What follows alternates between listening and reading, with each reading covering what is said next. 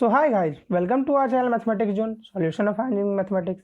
Today in this video, we are going to understand and solve the special equation which is based on the equation reducible to exact differential equation.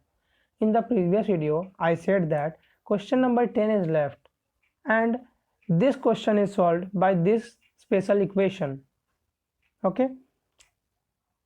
So first we know about what is that equation and what we have to do to make the solution of that type of equation. It is a very low chance to come this type of equation in question, but remember them because any question will be asked in the examinations. Okay, this method is used only when all the four methods which we have read is failed. I have tried, when I am solving this question, I have tried the four ways, but it didn't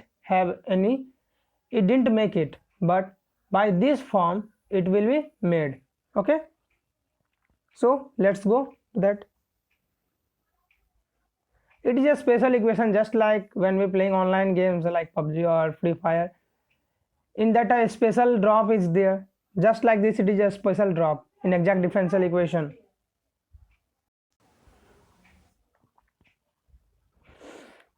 So let's go. Here the equation is of the type x to the power a y into b my dx plus nx dy plus x to the power a dash y to the power b dash m dash y dx plus n dash x dy equal to 0. You will find this equation in the book of B.S. Grewal. Okay, देखो इसमें करना क्या है, ये जो equation इस type का दिया हुआ है इसमें a और b का वैल्यू कुछ भी हो सकता है. ठीक है, या तो a का वैल्यू 0 होगा या तो b का वैल्यू 0 होगा. अगले स्लाइड में जब हम क्वेश्चन सॉल्व करेंगे तब हमें पता चलेगा क्या कैसे है. ठीक है, लेकिन अभी कुछ देख लो. ठीक है, देखो अगर ऐसा इक्वेशन रहा, ठीक है, क्वेश्चन नंबर 10 जो था मैंने चारों मेथड सॉल्व किया. इंस्पेक्शन मेथड से इंटीग्रेशन फॉर द, वो तो होमोजेनियस नहीं था इसीलिए नहीं सॉल्व किया. फिर जो integrating factor for F X Y वो भी नहीं हुआ, उससे वो भी नहीं था. ठीक है, M D X plus N D Y solve किया, उससे भी नहीं बना. ठीक है, जब चारों मेथड फेल हो जाए तब ये मेथड अप्लाई करना है, लेकिन जब ये फॉर्म में रहे तब ये फॉर्म हमेशा याद रखना है. X to the power A Y to the power B into M Y D X plus N X D Y plus X to the power A dash Y to the power B dash M dash Y D X plus N dash X D Y equal to 0. इस form में रहे तभी हम इसको solve कर पाएंगे. किस तरह, अब आइए देखते हैं.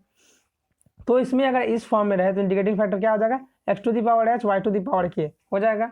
ठीक है, तो एच और के हम लोग कहाँ से निकालेंगे, एच और के तो यहाँ दिया हुआ नहीं है, तो एच और के हम लोग इक्वेशन बना के निकालेंगे. इक्वेशन कैसे बनाना है, सबसे पहले A H M A B M N का वैल्यू निकालना है और A dash B dash M dash N dash का वैल्यू निकाल लेना है गिवन इक्वेशन में से. पहले इक्वेशन को इस टाइप का फॉर्म में लिखना है और निकाल लेना है वैल्यू. ठीक है, उसके बाद दो इक्वेशन बनेगा साइमल्टेनियस इक्वेशन, जिससे हमें क्या करना है, एच और के का वैल्यू निकाल लेना है.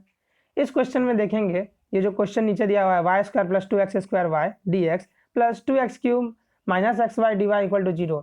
ये हमें लगता है इंस्पेक्शन मेथड से बन जाएगा, लेकिन इंस्पेक्शन मेथड से बनने में बहुत दिक्कत है और बनने में ही मुश्किल हो सकता है नहीं बने. मैंने ट्राई किया था, एक स्टेप पर आके ये डी एक्स बाई वाई हो गया था. ठीक है, डी वाई बाई एक्स हो गया था और यहाँ डी एक्स वाई हो गया था. ठीक है, लेकिन उसके बाद ये सॉल्व नहीं हुआ, वाई सिर्फ लेफ्ट बच रहा था. ठीक है, तो इस मेथड से ये सॉल्व हो गया है पूरी तरीका से. ठीक है, चलो देखते हैं इसके लिए क्या क्या स्टेप्स करना पड़ेगा. तो देखो मैंने क्या किया, क्वेश्चन नंबर 10 में सबसे पहले डी एक्स और डी वाई को मल्टीप्लाई कर दिया गिवन इक्वेशन में. मल्टीप्लाई करने के बाद क्या किया कि वाई स्क्वायर डी एक्स और एक्स वाई डी वाई को एक तरफ कर लिया और 2x cube D Y plus 2x square Y D X, क्योंकि थोड़ा सिमिलर जो लगे उसको एक तरफ कर लो. ठीक है, जैसे एक्स स्क्वायर कॉमन लोगे तो क्या हो जाएगा, बाहर बचेगा. ठीक है, बाहर कुछ एक्स स्क्वायर कॉमन लोगे तो क्या है, बाहर एक्स स्क्वायर बचेगा, भीतर क्या एक्स बचेगा जो फॉर्म में आ सकता है. ठीक है, कुछ दे के कॉमन लेना. ठीक है, तो यहाँ क्या हो जाएगा, यहाँ देखो वाई हम कॉमन लिए, यहाँ एक्स स्क्वायर कॉमन लिए, तो यहाँ क्या X to the power 0 Y to the power 1 Y D X minus X D Y plus X square Y 0 2x D Y plus 2y D X equal to 0. Similar किसके है, जो given equation था X to the power A B A Y to the power B into M Y D X plus N X D Y plus X to the power A dash Y to the power B dash into M dash Y D X plus N dash X D Y equal to 0. ठीक है, तो इसमें हम A B M N A dash B dash M dash N dash निकालेंगे पहले. ठीक है। तो यहाँ ए पहला वाला क्या हो जाएगा 0 हो जाएगा, बी क्या होगा 1 होगा, एम क्या होगा 1 होगा, एन क्या होगा -1 होगा, ए डैश क्या होगा 2 होगा, बी डैश क्या होगा 0 होगा, एम डैश क्या होगा 2 होगा, एन डैश क्या होगा 2 हो जाएगा। ठीक है, क्लियर है यहाँ से देखने के बाद। तो ये निकल गया मेरे पास, ठीक है, ये निकल गया। तो इसका इंटीग्रेटिंग फैक्टर क्या होता है x to the power h और y to the power k होता है। ठीक है, लेकिन h और k यहाँ तो दिया हुआ नहीं है। तो h और k निकालने का तरीका क्या था, एक क्या था फॉर्मूला दिया हुआ था जिससे हम दो साइमल्टेनियस इक्वेशन निकलेगा, उसे सॉल्व करके हम क्या कर पाएंगे, इसे बना पाएंगे। ठीक है, आओ देखते हैं यहाँ पर I integrating factor equal to x to the power h y to the power k। तो h और k को फाइंड करने के लिए हम लोग को इस इक्वेशन बनाना पड़ेगा। ठीक है, तो यहाँ a और b का value a b m n a dash b dash m dash n dash, इस सब का वैल्यू एक जगह लिख के रखना है। ठीक है, क्योंकि इस इक्वेशन में काम आएगा। ठीक है, जैसे देखो a प्लस एच, ये n नहीं है, ठीक है, ये h है। ठीक है, तो आज छोटा लिखा गया है a plus H plus 1 equal to B plus K plus 1। ठीक है, इस इक्वेशन में लिख लेना है और इक्वेशन में a का वैल्यू m का वैल्यू b का वैल्यू n का वैल्यू बैठा देना है। तो हमसे पहला वाला इक्वेशन क्या निकला h plus K equal to -3। ठीक है, उसको इक्वेशन 1 मान लिए। a dash plus H plus 1 by M dash B dash plus K plus 1 by N dash. ठीक है, इसमें भी उसका वैल्यू बैठाते हैं और क्या निकला h माइनस के इक्वल टू -2। ये दो हमारे पास साइमल्टेनियस इक्वेशन आ गया है, लीनियर इक्वेशन इनटू वेरिएबल की तरह आ गया है। और इसको सॉल्व कर सकते हैं, ये हमने क्लास 10 में भी सॉल्व किया था आसानी से। तो यहाँ भी सॉल्व कर सकते हैं। क्या किया मैंने, दोनों को जोड़ दिया, जोड़ने के बाद क्या निकला h इक्वल टू -5/2 और k इक्वल टू -1/2 निकल गया। सॉल्व कर लेना, निकल जाएगा। ठीक है, ये निकल गया। अब इसके बाद क्या करेंगे, इंटीग्रेटिंग फैक्टर निकालेंगे। इंटीग्रेटिंग फैक्टर क्या हो जाएगा, x to the power h y to the power k। x to the power h क्या हो जाएगा -5/2, y to the power k हो गया -1/2। ठीक है, अब इसको मल्टीप्लाई कर दिए इक्वेशन ए में, मतलब जो गिवन इक्वेशन था उसमें मल्टीप्लाई किया। गिवन इक्वेशन में जो हम बनाए उसको नहीं, जो गिवन इक्वेशन था हमको जो दिया हुआ था पहले से, उसमें हम मल्टीप्लाई कर दिए। ठीक है, तो मल्टीप्लाई करने के बाद क्या निकला, x to the power -5/2 y to the power 3/2 2x to the power -1/2 y 1/2 dx plus 2x to the power 1/2 y -1/2 minus x to the power -3/2 y 1/2।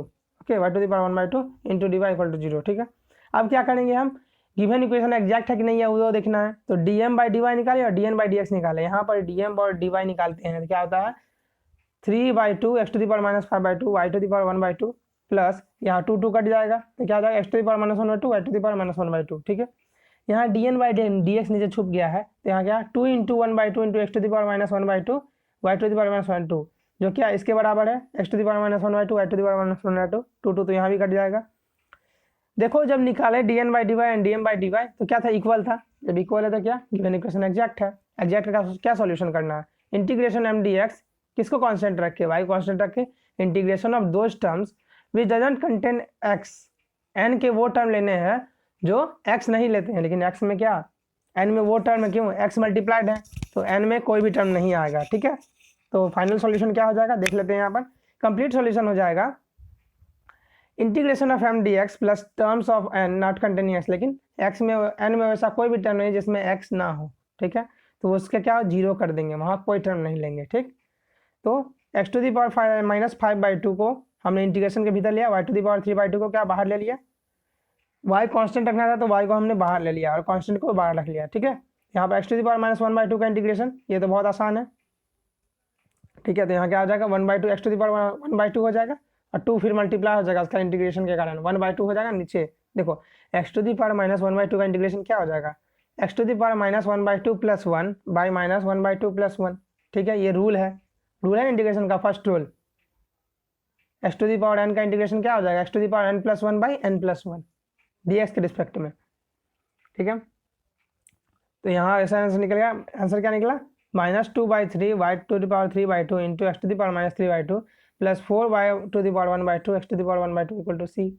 ठीक है, तो ये सॉल्यूशन है। तो ध्यान हमें क्या रखना है, उस फॉर्म को हमें याद रखना है और उसका इंटीग्रेटिंग फैक्टर को, उसका a b m n a dash b dash m dash n dash ये सब याद रखना है कि कैसे यूज करना है। और इंटीग्रेटिंग फैक्टर क्या होगा x to the power h और y to the power k। h के कैसे निकालेंगे, वो a b m n a dash b dash m dash n dash को ध्यान में रख के कैसे निकालेंगे वो याद रखना है बस, इसके लिए कुछ नहीं।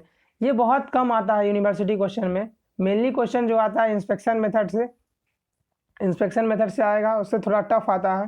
ठीक है, तो इंस्पेक्शन मेथड पर ज़्यादा प्रैक्टिस करना है। ठीक है, तो अगले वीडियो में नेक्स्ट वीडियो में हम बात करने जाएंगे equation, differential equation of degree 1, sorry of order 1, लेकिन डिग्री क्या होगा, उसका ज़्यादा होगा, ठीक है।